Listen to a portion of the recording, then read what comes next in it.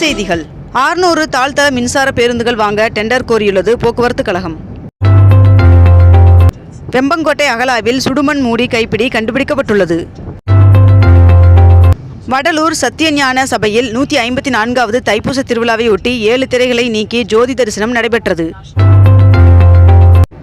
தமிழ்நாட்டிற்கு கல்வி நிதியை வழங்க மறுப்பது தொடர்பாக மக்களவையில் விவாதிக்க திமுக நோட்டீஸ் வழங்கியுள்ளது. 2642 டாக்டர் பணியிடங்கள் விரைவில் நியமனம் செய்யப்பட உள்ளதாக அமைச்சர் தகவல் தெரிவித்துள்ளார். நாகை இலங்கை இடையே நாளை முதல் மீண்டும் பயணிகள் கப்பல் போக்குவரத்து தொடங்கப்பட உள்ளது. வாரத்திற்கு 6 நாட்கள் இயக்கப்படுவதாக கப்பல் நிறுவனம் தெரிவித்துள்ளது. 22 கேரட் ஆபண தங்கத்தின் விலை சவரனுக்கு 640 ரூபாய் அதிகரித்து ஒரு சவரன் 64,480 ரூபாய்க்கு விற்பனையாகிறது. அதேபோல் 1 கிராம் வெள்ளியின் விலை 107 ரூபாய்க்கு விற்பனை செய்யப்பட்டு வருகிறது. இம்மாத இறுதியில் தென் மாவட்டங்களில் மழை பெய்ய வாய்ப்புள்ளதாக வானிலை மையம் தகவல் தெரிவித்துள்ளது.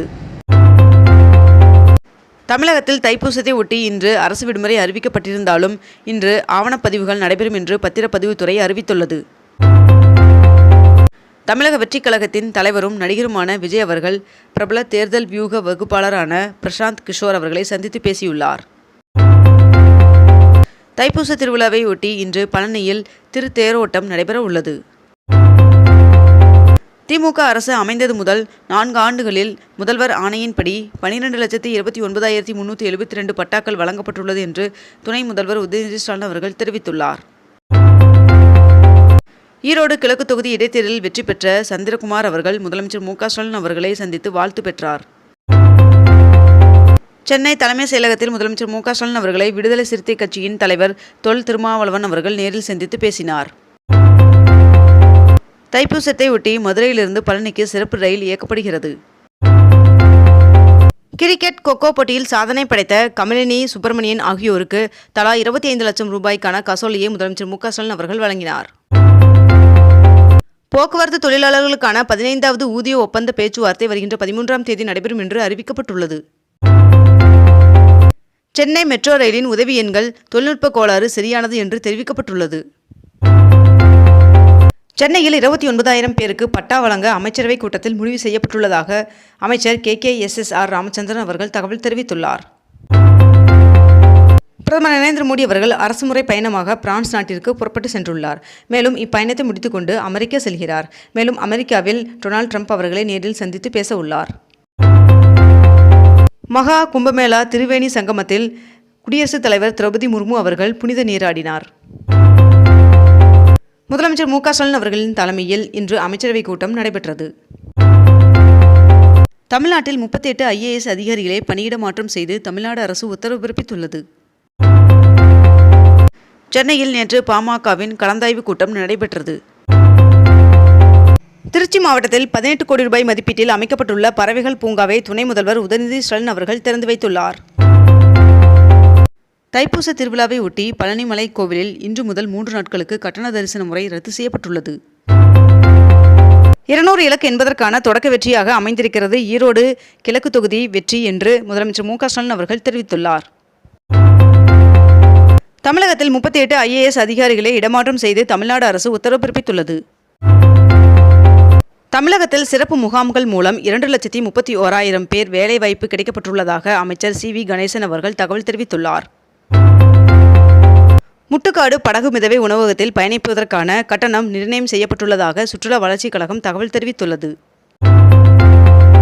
எல்லை தாண்டி மீன் பிடித்ததாக கூறி தமிழ்நாட்டை சேர்ந்த 14 மீனவர்கள் இலங்கை கடற்படையினரால் கைது செய்யப்பட்டுள்ளனர். தமிழகத்தில் இன்று தைப்பூச தினத்தை முன்னிட்டு அரசு விடுமுறை அறிவிக்கப்பட்டுள்ளது. ஒகேனக்கல் காவிரியில் நீர்வரத்து 2வது நாளாக 1200 கனஅடியாக நீடிக்கிறது. சென்னை எழும்பூர் ரயில் நிலையத்தில் ரயில்வே IG AG பாபு அவர்கள் ஆய்வு மேற்கொண்டார். எல்லை தாண்டி மீன் பிடித்ததாக கூறி தமிழ்நாட்டை சேர்ந்த 14 மீனவர்கள் இலங்கை கடற்படையினரால் கைது செய்யப்பட்டுள்ளனர். வடசென்னை வளர்ச்சிப் பணிகளை அமைச்சர் சேகர்பாபு அவர்கள் ஆய்வு செய்தார். திருச்செந்தூர் முருகன் சுவாமி கோவிலில் உண்டியல் காணிக்கையாக 2,51,00,000 ரூபாய் கிடைக்கப்பட்டுள்ளதாக தெரிவிக்கப்பட்டுள்ளது. 213 கோடி ரூபாய் செலவில் கட்டப்பட்டுள்ள பெரியார் நகர் அரசு மருத்துவமனை வருகின்ற பிப்ரவரி 28ஆம் தேதி முதலமைச்சர் மு க ஸ்டாலின் அவர்கள் திறந்து வைக்க உள்ளதாக தகவல் வெளியாகியுள்ளது. கோவை மாவட்டத்தில் 29 வழித்தடங்களில் மினி பேருந்து சேவை விரைவில் துவங்கும் என்று தகவல் வெளியாகியுள்ளது.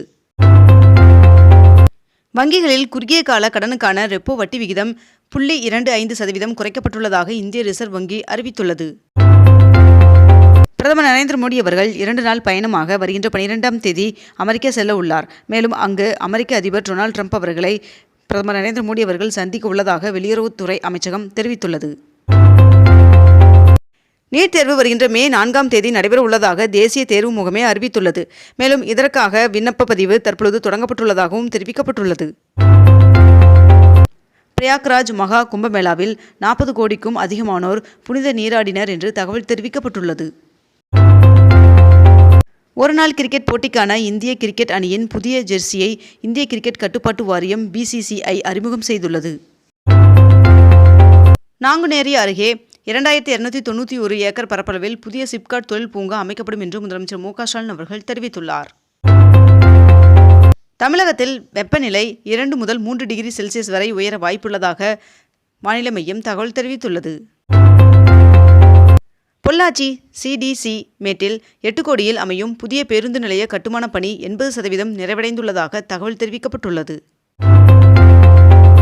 நெல்லையில் 75,151 பயனாளிகளுக்கு 167 கோடி ரூபாய் மதிப்பிலான நலத்திட்ட உதவிகளை முதலமைச்சர் மு.க.ஸ்டாலின் அவர்கள் வழங்கினார். கச்சத்தீவு அந்தோணியர் ஆலய திருவிழாவிற்கு செல்ல இன்று முதல் விண்ணப்ப படிவம் வழங்கப்பட உள்ளதாக தெரிவிக்கப்பட்டுள்ளது. வெம்பங்கோட்டை 3ஆம் கட்ட அகழாய்வில் சுடுமண்ணால் ஆன மனித உருவத்தின் கால் பகுதி மற்றும் விலங்கின் பல் கண்டெடுக்கப்பட்டுள்ளதாக தெரிவிக்கப்பட்டுள்ளது. பள்ளிகளில் செய்முறை தேர்வையொட்டி தடையற்ற மின் விநியோகம் வழங்க அதிகாரிகளுக்கு மின் வாரியம் உத்தரவிட்டுள்ளது. இந்த ஆண்டு இறுதிக்குள் 625 புதிய மின்சார பேருந்துகளை வாங்க சென்னை மாநகர போக்குவரத்து கழகம் முடிவு செய்துள்ளதாக தகவல் வெளியாகியுள்ளது. இந்தியாவில் இனி சுங்க கட்டணம் செலுத்துவதற்கும் வருடாந்திர பாஸ்களை வழங்குவதற்கும் மத்திய அரசு திட்டமிட்டு வருவதாக தகவல் வெளியாகியுள்ளது. 2 நாள் கள ஆய்விற்காக நெல்லை சென்ற முதலமைச்சர் மு.க.ஸ்டாலின் அவர்கள் 3800 கோடி ரூபாய் முதலீட்டில் TP சோலார் நிறுவனத்தின் சோலார் செல் மற்றும் மாடியூல் உற்பத்தி ஆலையை துவங்கி வைத்தார். ராமேஸ்வரம் ராமநாத சுவாமி திருக்கோவிலில் பக்தர்கள் காணிக்கையாக செலுத்திய உண்டியல் பணம் 1,60,00,000 ரூபாய் என்று தகவல் தெரிவிக்கப்பட்டுள்ளது. சென்னை மெட்ரோ ரயில் திட்டம் கட்டம் 2இல் திருமங்கலம் MVN நகர், நந்தனம் மற்றும் 1000 விளக்கு ஆகிய நிலையங்களில் உள்ள இடங்களில் வணிக மேம்பாட்டிற்கான விரிவான திட்ட அறிக்கையை தயாரிப்பதற்கான ஒப்பந்தம் கையெழுத்தானது. இத்துடன் இன்றைய தலைப்புச் செய்திகள் நிறைவடைகின்றன. மேலும் இதுபோன்ற அண்மை தகவல்களை உடனுக்குடன் தெரிந்து கொள்ள அக்னிபூ சேனலை சப்ஸ்கிரைப் செய்து கொண்டு தொடர்ந்து இணைந்திருங்கள். நன்றி, வணக்கம்.